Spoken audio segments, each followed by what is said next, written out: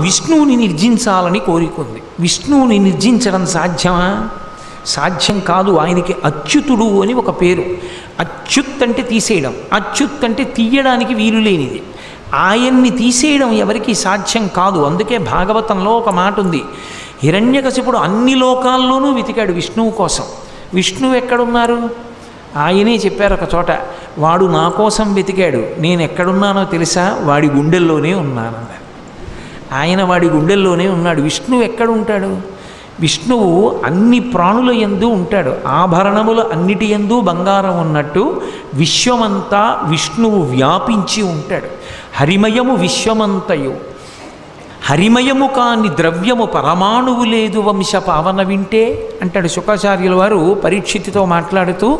అసలు విష్ణు స్వరూపం కానిది లోకంలో ఏదీ లేదు. అంతర్బహిశ్చ తత్సర్వం వ్యాప్య నారాయణ స్థిత.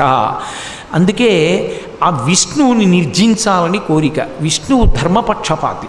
ధర్మం ఎక్కడుంటుందో అక్కడ విష్ణు ఉంటారు, వేదం ఎక్కడుంటుందో అక్కడ విష్ణు ఉంటారు. అందుకే శ్రీ మహావిష్ణువు ఎప్పుడూ దేనిని రక్ష చేస్తుంటారు అంటే వేదములను రక్షిస్తుంటారు.